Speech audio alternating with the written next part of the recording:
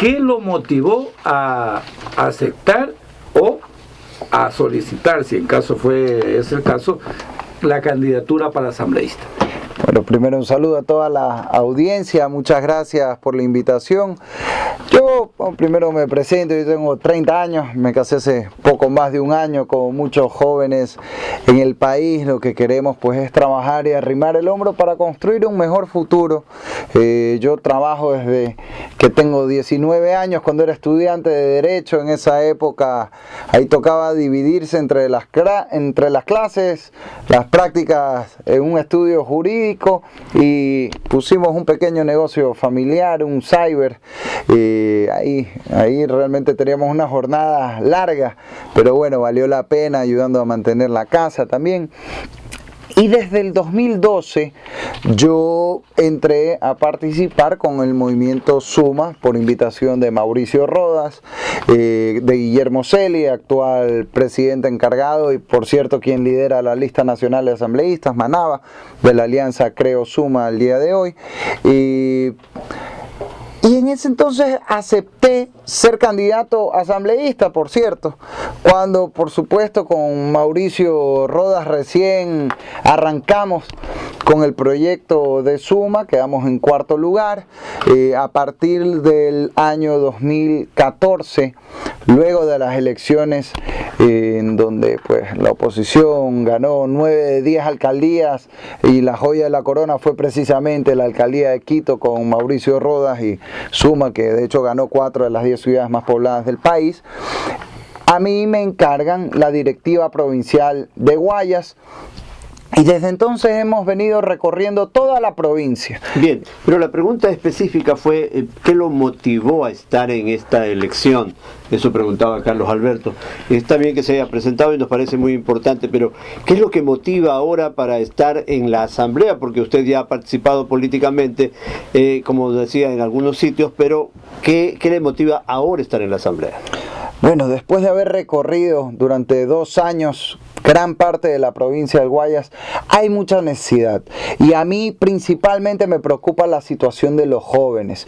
Hoy 900.000 jóvenes no estudian ni trabajan en el Ecuador. El otro día una chica en Pascuales, en nuestros recorridos, nos decía, miren cómo está la situación de la droga, sobre todo los hacheros que pasan por las calles, porque el joven no tiene trabajo, no consigue estudiar, porque el CENESID los deja afuera, no hay crédito. Entonces, nosotros en un país donde además las 2/3 partes del Ecuador tenemos menos de 35 años, yo pienso que los jóvenes tenemos que dar un paso al frente. Quienes hemos estado recorriendo, por un lado, preparándonos académicamente, en mi caso, yo he estudiado en Estados Unidos, en España, sobre temas de derecho, liderazgo, gobernanza. Pienso que tenemos la responsabilidad de asumir el desafío, ahora, ir a la asamblea. Políticamente veo que la mayoría de los candidatos se están refiriendo a los jóvenes.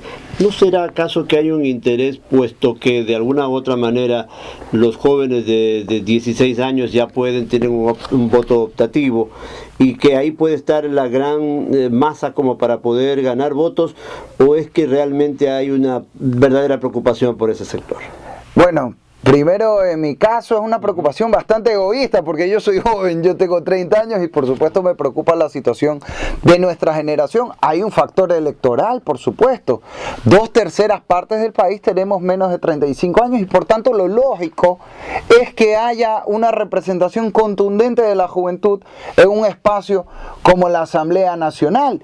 Y cuando uno dice que hay 900.000 jóvenes sin estudiar ni trabajar, según cifras del Banco Mundial y del propio gobierno, estamos hablando de una generación entera a la que hay que darle oportunidades, que ya estamos viendo, sumado a las leyes permisivas de Alianza País en la asamblea que han desatado el consumo de drogas, ya estamos viendo los resultados sociales de descuidar a la juventud. Por eso nosotros proponemos, y ya iremos a eso, 1 millón de empleos con Guillermo Lazo, porque necesitamos oportunidades de trabajo, de emprendimiento, de estudios, de ingreso a la universidad, educación técnica, crédito, entre otras medidas que podremos ahondar en el transcurso de la entrevista. Mire que la Autoridad de Tránsito Municipal publicó la necesidad que tenían de contratar a 150 personas y se presentaron algo más de 10.000 postulantes. Eso refleja lo que usted dice, la urgencia Así es. por trabajar. Pero todos nos preguntamos, ¿cómo se puede crear tantas fuentes de trabajo así por así?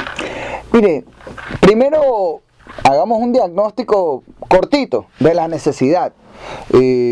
Algunas cosas han cambiado en el Ecuador en estos últimos 10 años de correísmo. Lo que no ha cambiado es que 6 de cada 10 ecuatorianos siguen sin tener un trabajo formal, un empleo adecuado. Cifras del propio gobierno. Lo increíble no es proponer 1 millón de empleos en los próximos 4 años. Lo increíble es que Alianza País haya destruido 341.000 empleos solo en el último año. Eso sí es una hazaña. Es decir, la tercera parte de lo que nosotros proponemos crear en todo un periodo de gobierno son los empleos que se han perdido en este último año por un modelo equivocado, que es lo que tenemos que cambiar. Aquí no se trata de hacer un cambio de estilo ni poner a alguien buena gente para que lo mangoneen desde Bélgica, no. Se trata de un cambio de fondo que además es lo que pide el 80% del Ecuador. Un cambio en el modelo económico donde haya menos impuestos y haya más empleos, donde el motor de la economía no sea un Estado que simplemente depende del petróleo que ya se acabó, sino el esfuerzo de las familias y de cada ciudadano por salir adelante. Ahora, en este sentido, pues obviamente ustedes van a legislar. ¿Qué significa? Elaborar leyes en beneficio de los sectores que de alguna manera requieren, por ejemplo, inversiones, etcétera. ¿Qué tipo de leyes hacen falta o hay que derogar algunas? ¿Han hecho un análisis como para empezar a participar y para poder apoyar eso que hablaba Carlos Alberto, de esa forma de fomentar más empleo en el país? ¿Cómo se puede hacer desde la legislatura? A ver, el plan de 1 millón de empleos, que es un programa de Guillermo Lasso y de todo el equipo de la Alianza Creo Suma de la Unidad por el Cambio, y esto vale resaltar porque a veces uno dice, no, yo como asambleísta voy a hacer esto solito, pues eso es mentira, pues uno va en grupo a hacer algo para que pasen las cosas en la asamblea. De hecho nos acompaña en la cabina Kerly Angueta, que es la candidata segunda en nuestro distrito. También estamos con Fernando Salame, Diana Paladines, Héctor Barrera, un equipo que vamos a legislar para que el plan del 1 millón de empleos sea realidad. ¿Cómo? Una parte fundamental es bajar impuestos.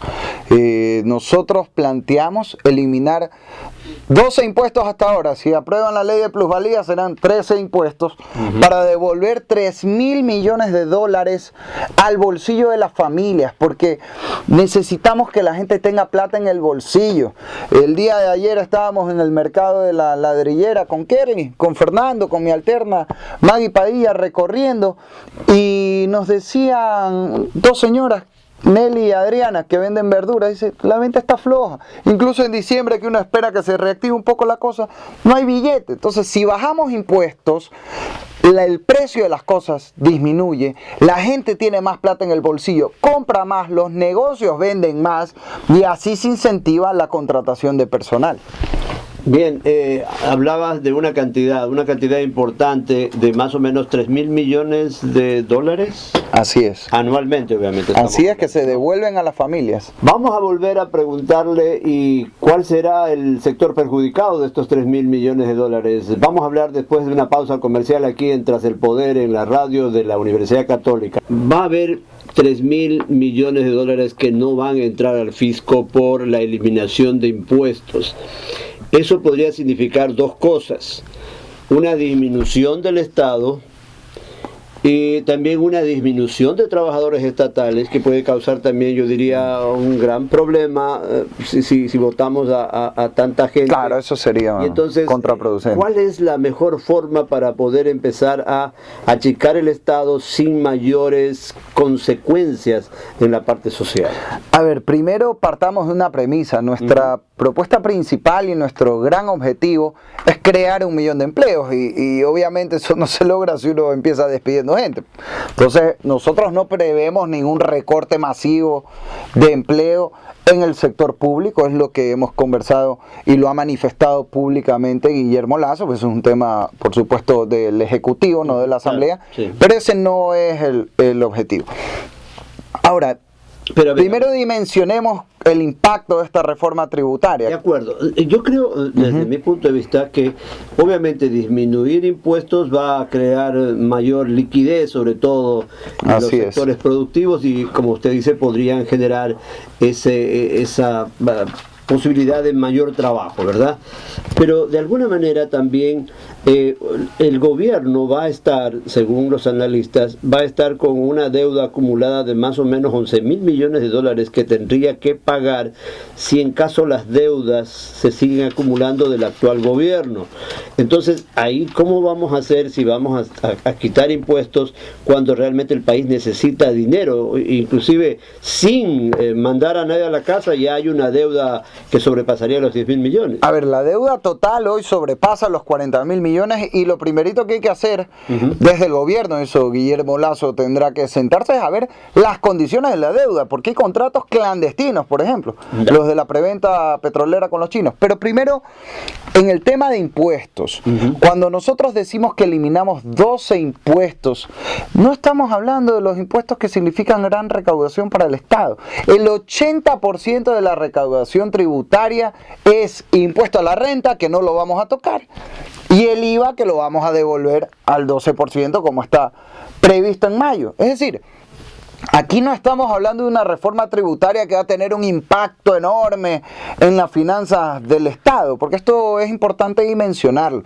Estamos hablando de impuestos que representan una recaudación razonable para el Estado, pero en cambio un perjuicio enorme para los comerciantes y emprendedores que crean empleo. Por ejemplo, el anticipo del impuesto a la renta no representa una gran recaudación, pero sí representa casi la quiebra de algunos comerciantes que tienen que pagar el anticipo cuando ni siquiera han tenido ganancias o cuando están a pérdida, sobre todo en crisis. Entonces, primero, aquí no estamos cayendo en la demagogia. Yo he escuchado a algún candidato decir, no, vamos a bajar el IVA al 10%. Eso sí sería quebrar el Estado. Nosotros estamos proponiendo una reforma totalmente razonable y manejable. Segundo, esto no implica que baje la recaudación tributaria necesariamente, porque ¿qué pasó este año? El gobierno subió el IVA del 12 al 14% y recaudó menos, como lo advertimos muchos, por cierto, a lo largo del Ecuador. ¿Por qué? Porque si uno encarece las ventas con el IVA, la gente vende menos, pues, y compra menos, una cuestión de sentido común. Entonces, si se bajan los impuestos para dinamizar el consumo, la gente tiene más plata en el bolsillo, compra más, entonces, con menos impuestos, incluso se va a recaudar más porque va a haber crecimiento económico, porque la gente va a vender más, va a comprar más y eso va a redundar en beneficios para el Estado. Ok, entendemos y los ejemplos creo que han sido claros. Carlos Alberto. Sí, estoy de acuerdo con que subir porcentajes o crear nuevos impuestos no necesariamente significan una mayor recaudación. Entonces, ¿ustedes no consideran, como alguna vez se ofreció, incluso creo que hasta el actual presidente ofreció al inicio de su mandato, bajar el IVA al 10% y que eso podría garantizar, advierten también algunos, un incremento en la recaudación? No, eso sí sería ya caer en demagogia. No hay ningún análisis serio que permita concluir aquello. Nosotros estamos hablando de impuestos muy focalizados, por ejemplo, el anticipo del impuesto a la renta, el impuesto a las tierras rurales, el impuesto a la salida de divisas, que es un impuesto a la entrada de divisas y que perjudica al sector importador, exportador del país, que es el que mueve el comercio, que es precisamente lo que tenemos que dinamizar. Ahora, la parte de impuestos es solo una parte, valga la redundancia, de nuestra propuesta para crear 1 millón de empleos. También tenemos que incentivar otras áreas, por ejemplo, motivar la contratación de personal con estímulos tributarios. Vamos en la reforma tributaria que haremos desde la Asamblea con nuestro equipo y Guillermo Lasso desde la Presidencia a incentivar la contratación. También, ¿no?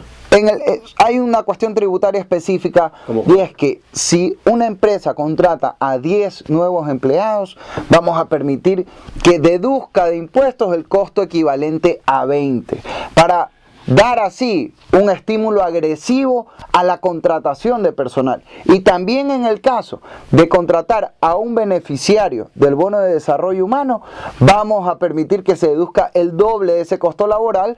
El bono que, por cierto, se va a mantener con Guillermo Lasso, que ya lo subió solo siendo candidato a $50 la elección pasada, pero tenemos que estimular que hay oportunidades de empleo, sobre todo a quienes más lo necesitan, que son los receptores del bono. Lado, por no llamar de izquierda y de derecha, dicen que este tipo de incentivos al sector productivo es una forma de apoyar a la derecha con mayor dinero para que haya mayores riquezas para este sector del cual de alguna manera estaría representándose o por ese lado el candidato Lasso. ¿Cómo hacer entender a la gente que esto es necesario? Porque el otro sector sí, realmente su discurso es que se quiere dar más fortaleza a esa riqueza de la parte de la derecha, por ejemplo. ¿Cómo contrarrestar esto? Mire, más allá de izquierdas y de derechas, yo personalmente me considero de centro y Suma es un movimiento de centro. El modelo de este gobierno, yo no sé si se lo puede calificar hasta de izquierda, simplemente intentar todo el tiempo raspar la olla contra los ciudadanos con más y más y más impuestos. Y eso termina perjudicando al pueblo, pues cuando las cosas se encarecen, porque hay excesivos impuestos como hoy, que hemos tenido en el último año y en estos 10 años de correísmo, una inflación más alta que en Estados Unidos, con la misma moneda. ¿A quién perjudica eso? ¿Al rico o al pobre? Al pobre. Ahora, hagamos un supuesto tal vez no consentido. Ustedes llegan al poder y de repente hay estos beneficios, pero esos beneficios no empiezan a redundar en la parte social. ¿Qué se podría hacer desde la Asamblea para controlar, para vigilar que eso no suceda? Es decir, si hay tantos incentivos para un sector productivo y este no es muy generoso con la parte social, ¿qué hacer desde la Asamblea? Pero es que el sector productivo y el sector social no son cosas distintas ni opuestas entre sí. Cuando nosotros estamos hablando... Pero eso es cuento, pero cuando nosotros estamos hablando de incentivar, por ejemplo, que el empresario que contrata a 10 personas deduce el costo de 20, ¿eso a quién beneficia?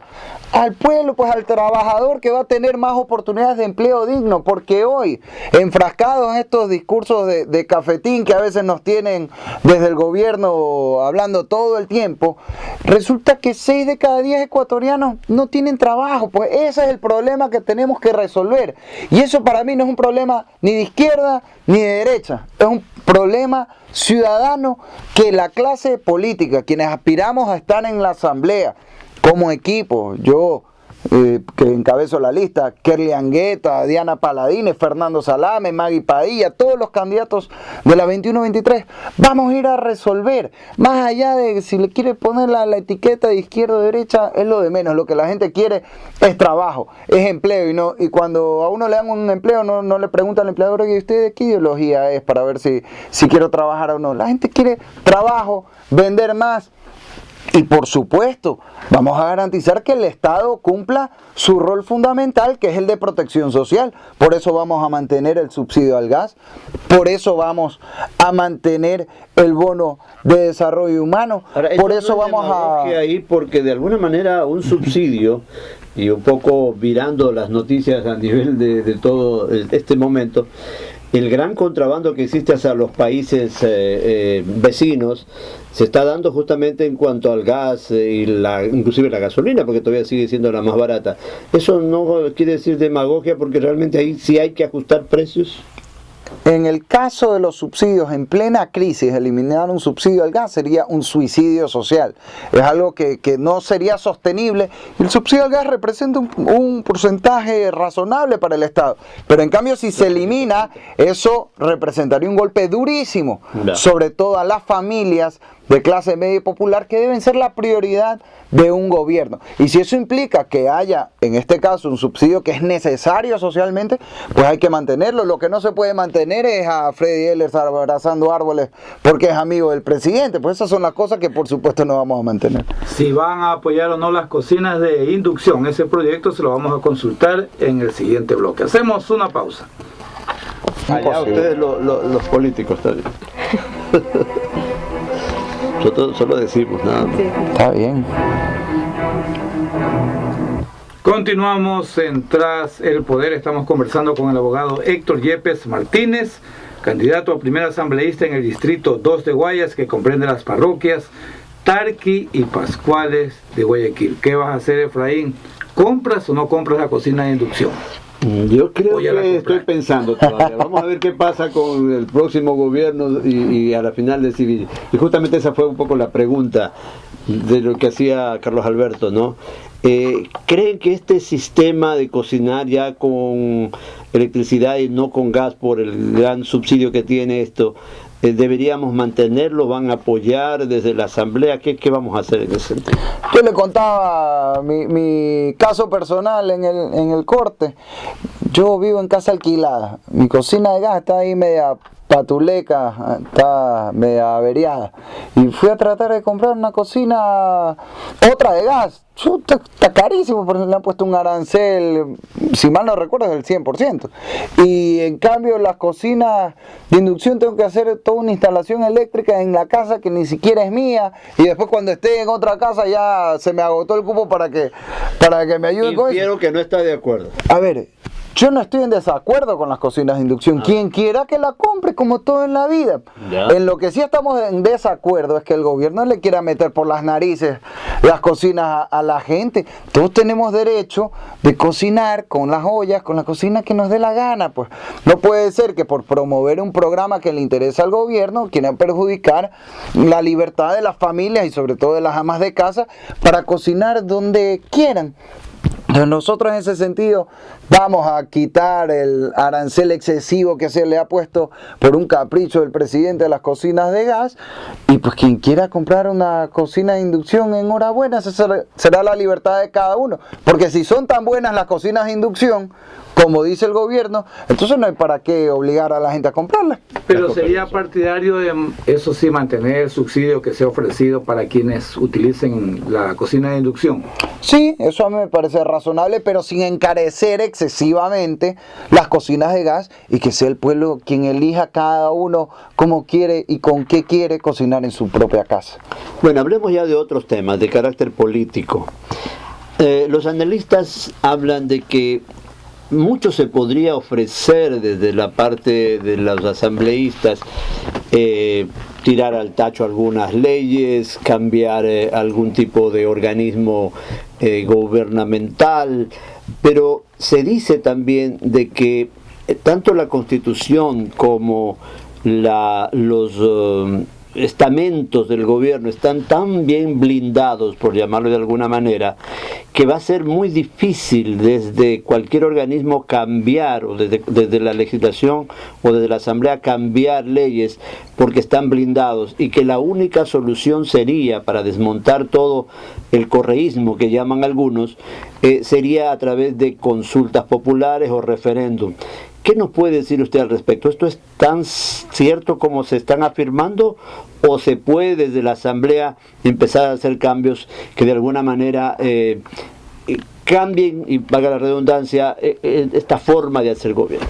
Bueno, en primer lugar, nuestro principal objetivo, más que desmontar el correísmo, es construir un nuevo modelo que permita crear 1 millón de empleos en los próximos 4 años. Pero ahí viene otra cosa. Si ya está algo construido y está algo blindado, ¿cómo construir sobre eso?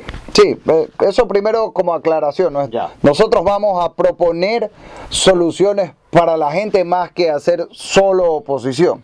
Ahora, por supuesto, hay cosas que hay que cambiar. Por ejemplo, nosotros hemos dicho que vamos a derogar la ley de comunicación, porque no puede ser que exista una ley que otorgue... ¿Eso se puede hacer desde la asamblea sin ningún problema? Por supuesto, pero desde la asamblea... Finalmente se dice que la ley de comunicación debe ser hecha, y fue inclusive como un mandato de la Constitución, de que la ley debería hacerse y debería funcionar constitucionalmente desde ahí. Por eso hay algunos que afirman que va a ser un poco difícil tirar al tacho de la basura la ley de comunicación. A ver, en primer lugar, la Constitución dice que tiene que haber ley de comunicación. No dice en ninguna parte que con esa ley de comunicación hay que perseguir a periodistas.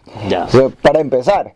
En segundo lugar, nosotros, por supuesto, vamos a llamar, y ya lo ha dicho Guillermo Lasso, y eso lo hace él directamente como futuro presidente, que será desde mayo del 2017, llamar a una consulta popular para realizar una reforma constitucional sobre varios temas, incluyendo, por ejemplo, el famoso cuarto, quinto poder, ahora le cambian de número, en todo caso es el Consejo de Participación Ciudadana, que es una alcahuetería, es poner a las autoridades de control, las designa los que van a ser controlados, es decir, es un sistema donde el perro se persigue su propia cola todo el tiempo, y claro, gracias a eso es que en estos años no ha habido una fiscalización real, y ya vemos el resultado, ¿no? La plata y los fajos de billete en los techos de los funcionarios de Petroecuador. Entonces, por supuesto, necesitamos que haya reforma política para fiscalizar, para garantizar la independencia de funciones, para garantizar la independencia de la justicia, que es fundamental,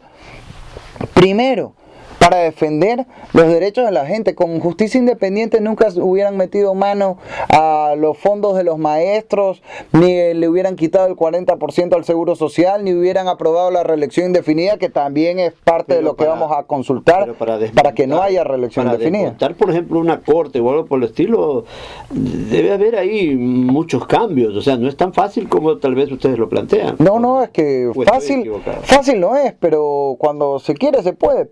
Y nosotros vamos a ir con el mandato popular, además en las urnas, porque es nuestra propuesta, y cuando Guillermo Lasso gane las elecciones y ganemos los candidatos a la Asamblea y estemos en la función legislativa, vamos a hacer cumplir ese mandato en las urnas, de ir a reformar, eso sí, sin violar las normas actuales. No vamos a hacer lo que hizo Correa hace 10 años, donde el remedio resulta peor que la enfermedad, con mecanismos imparciales además. Por ejemplo, para la reforma institucional contaremos con una asesoría de las Naciones Unidas en el tema de reforma judicial, para garantizar que no es que se trata como hizo Correa.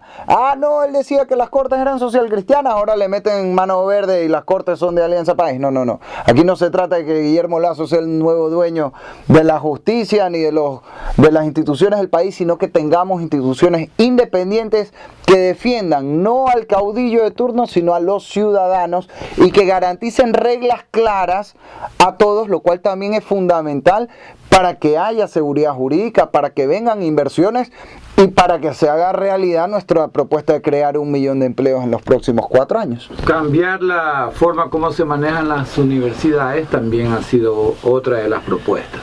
¿Qué básicamente piensan hacer allí? A ver, primero vamos a eliminar el examen de ingreso, que hoy, de los 900.000 jóvenes que no estudian ni trabajan, la tercera parte son bachilleres. Eso quiere decir que hay 300.000 bachilleres que no están en la universidad, y por tanto debemos incorporarlos con oportunidades.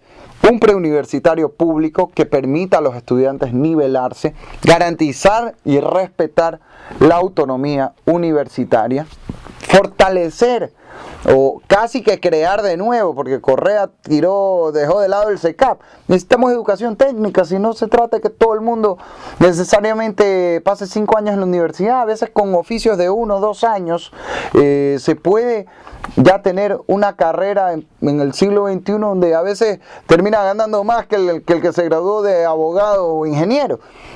Necesitamos duplicar, ya lo ha dicho Guillermo Lasso, todo el presupuesto de comunicación, que va a ir por un lado a la rehabilitación de drogas, y el presupuesto de la burocracia de la CENESID va a ir a duplicar el programa de becas y crédito estudiantil también. Correa cerró el IES, se acordarán. Hoy el Banco del Pacífico presta a 8-9% a los jóvenes, más de $20,000 le piden hipoteca, le cobran al 6º mes cuando todavía siguen estudiando. La gente necesita facilidades para tener crédito, poder ingresar a la universidad o a la educación técnica, salir adelante y luego conseguir un trabajo. Voy a aprovechar su currículum, y usted ha sido profesor universitario en algunos lugares, sobre todo en la ciudad de Guayaquil. Se está hablando de que también hay que desaparecer el CENESID, por ejemplo, y eso lo ha dicho el candidato de ustedes, Guillermo Lasso, pero no reconocen alguna valía en el sentido de que de alguna forma se está impulsando, por ejemplo, la investigación, que se profesionalice al maestro con su mejor nivel, un nivel de cuarto ciclo, por ejemplo, un doctorado, una maestría. ¿No reconocen en eso también algún avance? o por qué votar al Cenecid a un lado? A ver, eso es correcto. ¿Cómo es correcto, por ejemplo, las becas que nosotros vamos a duplicar? Pero para eso no necesita tener una entidad como el Cenecid, pues. ¿Acaso que para que el profesor tenga maestría, el Cenecid tiene que gastar plata en burocracia? ¿No? Vamos, por supuesto, las cosas buenas hay que mantenerlas y perfeccionarlas. Aquí no se trata de venir cada cambio de gobierno, de ciclo político, a hacer borrón y cuenta nueva. Pero hay que optimizar, pues, en vez de gastarse plata en el funcionamiento de la burocracia del Cenecid, vamos a destinar esa plata a que haya más becas. Vamos desde la Asamblea, este es un compromiso personal, yo estoy preocupado por este tema, para que haya facilidades de crédito estudiantil. En Australia cobran 0 intereses en los créditos estudiantiles. ¿Por qué? Porque se necesita sacar adelante a los 900.000 jóvenes que hoy no estudian ni trabajan, que eso es un caldo de cultivo para la droga. Pues como les contaba al comienzo, la chica en Pascuales que me decía, oiga, pero claro, ¿cómo no va a haber tanto hachero? Si resulta que un joven está 6, 8 meses mirando al techo porque no tiene trabajo, no tiene plata para ir a estudiar, no consigue emprender ni poner un negocio, encima con las leyes permisivas de la Asamblea, la droga jugando al pepo en escuelas, colegios, en la calle, ya pues estamos juntando el hambre con la necesidad. Entonces necesitamos darle oportunidades reales a los jóvenes de estudiar con crédito, de conseguir un empleo digno y de emprender con éxito. Se nos ha terminado ya el tercer bloque, Carlos Alberto. Nos vamos a una pausa y volvemos enseguida. Eso de distritos todavía no está muy claro para todos, Efraín. Así es, y queremos preguntarle, por ejemplo, ¿es fácil para ustedes promocionarse como un distrito, por ejemplo, cuando van a un medio, cuando van a un sector? Decir, bueno, no, al final alguien simpatiza con ustedes en el centro de la ciudad y ustedes, esa no es su parroquia. ¿Cómo explicarle un poco a las personas esto de los distritos, a ver, abogado? Primero recordemos desde otra manera cuáles son los distritos. El 2 en particular es casi toda la parroquia Tarqui, porque hay unas zonas de Tarqui que son distrito 3. No es toda la parroquia. No es toda. Por ejemplo, la parte de la Tarazana, esa zona es distrito 3. Ya. Y eso sí es toda la parroquia Pascual, es el distrito más populoso de Guayas y del país. En el distrito 2 viven 926.000 personas, hay más de 650.000 electores. Y dicho de otra manera más sencilla, el distrito 2 es todo el noroeste de Guayaquil y una gran parte del noreste de la ciudad. Y para nosotros, pues bueno, a veces hay familias donde en una misma casa uno vota en el 2, otro en el 3. Para nosotros lo importante es difundir nuestras propuestas, es decir, con nuestro equipo que vamos normalmente en grupo, porque eso así también vamos a ir en la asamblea en grupo a legislar y fiscalizar, de nuevo con Kerly Angueta que me acompaña, Fernando Salame, Diana Paladines, Maggie Padilla, a explicar nuestra propuesta y escuchar ahora a la gente. Hablemos un poco de la parte práctica. Esto de representar, por ejemplo, a un sector determinado, se decía que era, y debes recordar, Carlos Alberto, para que haya mayor cercanía con las personas que elegían y que de alguna manera, si hacían algo malo, la gente pueda censurarlos o aplaudirlos en algún momento que hacen las cosas bien, y que de alguna manera eso iba a servir para que se trabaje con mayor esmero desde la asamblea y que también se preocupe más. Pero también hay que ser muy claros de que un asambleísta no es, por ejemplo, un tramitador de obras. Vamos a pensar que en Pascuales se cae un puente o alguna cosa, no son los que ustedes van a ir a buscar el dinero o algo por el estilo. Entonces, explique un poco esto para que la ciudadanía sepa cómo ustedes, desde la representación de un distrito, que pertenecen, en este caso, a parroquias rurales, ustedes pueden o cómo deben legislar para ese sector al cual ustedes se pertenecen. A ver, ojo, hay una precisión. Tarqui y Pascuales son parroquias urbanas de Guayaquil. Urbana. Tiene toda la razón. Sí. A ver, en la asamblea, por supuesto, se va a legislar y a fiscalizar. Pero también no se va solo a levantar la mano como han hecho los asambleístas de Alianza País, que el presidente dice, de eso? El trinomio Correa-Lenin-Las dicen más impuestos, y como la canción, que levante la mano. Aprueben leyes para permitir la droga, levanta la mano. Quiero parar un poquito. ¿Qué pasa si el candidato que ahora está Lazo llega a la presidencia y les dicen a ustedes, quiero determinada ley, y de repente ustedes no están muy de acuerdo? ¿Tendrían que levantar la mano obligados? No, hay que levantar la voz y la conciencia. Nada más. A ver, Pero si no van a hacer los levantamanos, eso hay una promesa. por supuesto, y esto yo lo he dicho en algunas ocasiones, nosotros vamos por el cambio, somos una nueva generación que queremos Perfecto. hacer las cosas diferentes. Aquí no se trata de venir a ser sumiso a un presidente o a un alcalde, a un prefecto, sino al pueblo. Era solo una puntualización. Vamos a la pregunta que yo he hecho. ¿Cómo representamos a estos sectores? A ver, lo que sí hay que hacer, aparte de legislar y fiscalizar, es levantar la voz por las necesidades del distrito y de la provincia, porque al final del día seremos asambleístas de la provincia del Guayas, no como los 16 mudos que ahorita hay de Alianza País, que fueron electos en el último proceso electoral, que algunos ni los nombres se saben. Y otros, pues de los problemas de la gente no dicen ni pío, solo levantan la mano cuando es de alzar impuestos o aprobar leyes para que se permita la droga. Entonces nosotros vamos a alzar la voz por los ciudadanos. Por ejemplo, a mí me comentaba una señora o señorita Araceli Vélez en Los Vergeles el otro día, que necesitan un mercado. Y yo me comprometí con ella y lo hago a través de estos micrófonos, a manifestar que se necesita un mercado en Los Vergeles. Yo lo que le dije a ella, mire, yo no soy candidato a la alcaldía, ni a concejal, yo no puedo hacer el mercado, pero lo que sí puedo hacer cuando yo vaya a un medio de comunicación es decir públicamente, oiga, la señora Araceli Vélez me pidió que por favor transmita esta preocupación para que las autoridades tomen cartas en el asunto. Cuando vamos a Monte Sinaí nos dicen aquí no hay agua potable ni alcantarillado porque el gobierno del municipio se vive tirando la pelotita. Así nos podemos comprometer a agilizar una ley para Pero eso lo permitir permiten tramitadores también, de alguna manera. No, o sea, no. tramitar algún tipo de actividad. No. Pero aquí se trata de tramitar entre comillas, pero se trata de cumplir para ayudar a la ciudadanía, pues que para eso no va a la asamblea, pues no para andar hablando sobre la inmortalidad del cangrejo, sino para ayudar a la gente. Seguramente los moradores de Pascuales que lo están escuchando ahora se preguntarán si conoce a sí mismo sus necesidades y qué se podría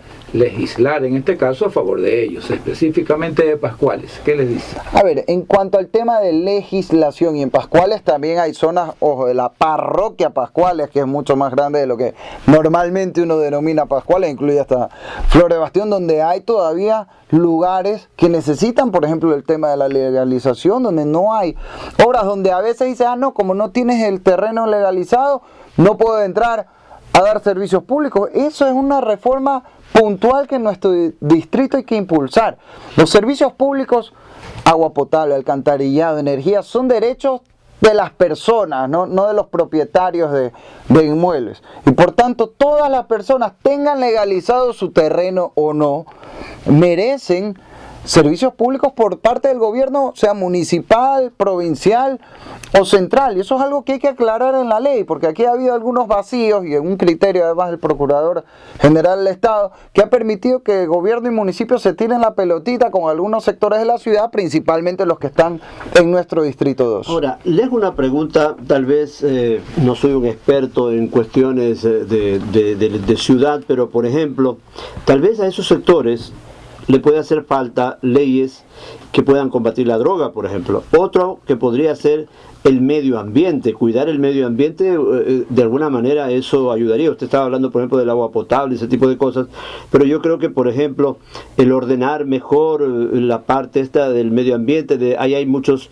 bosques protectores por esa zona, Así es. poder legislar en favor de eso podría ser de gran ayuda también. Otro problema que yo veo es, por ejemplo, el hecho de la vivienda, facilidades para créditos de vivienda podría ser, y otras cosas como seguridad. Entonces, creo que ahí hay algunas cosas importantes que ustedes podrían legislar con este tipo de leyes para que vaya en beneficio directo de esos y otros sectores que son muy parecidos a los. Sin duda, y ahí de lo que acaba de decir, permítame resaltar dos cosas. Uno, en el tema de vivienda. Yo soy rotario y además desde que estaba en el colegio he tenido relación con la actividad de Hogar de Cristo. Hogar de Cristo ya no hace prácticamente casas porque el gobierno se lo prohíbe, porque si no tienen título no les permiten hacer las casas. Son cosas que tenemos que ir a cambiar, pues. Hay que prohibir que cualquier autoridad impida a alguien tener una vivienda por el hecho de, o servicios básicos, como comentábamos, por el hecho de haber una irregularidad en cuanto a los terrenos, porque yo sé que hay el problema de tráfico de tierras, pero el problema se resuelve metiendo preso al traficante, pues no a las víctimas de los traficantes de tierras. Entonces, eso es una cosa muy puntual que tenemos que ir a solucionar desde la Asamblea. Y en el tema de las drogas, tenemos que eliminar la tabla de consumo.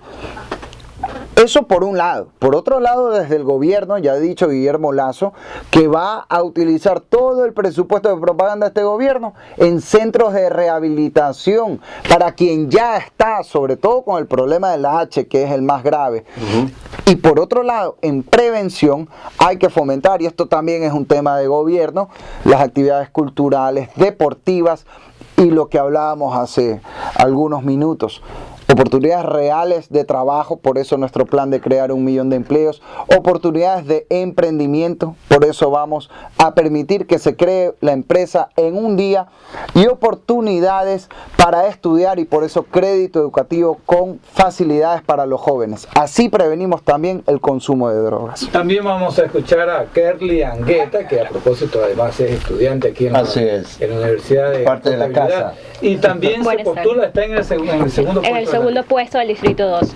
Sí, no hemos hecho preguntas a ella porque la vamos a invitar para una próxima oportunidad, pero no queremos dejar pasar al menos para que... Que por lo menos anticipe del que tema se va a preocupar en la Asamblea. Buenas tardes, muchas gracias. Como ya le dijo, soy Kerly Angueta, la segunda candidata del Distrito 2. Bueno, el tema principal, ya lo mencionó aquí Héctor, nosotros somos personas jóvenes, personas nuevas, y en realidad estamos preocupados por los emprendedores. ¿Cuántos años tienes? 23 años. 23 años, ya. Sí.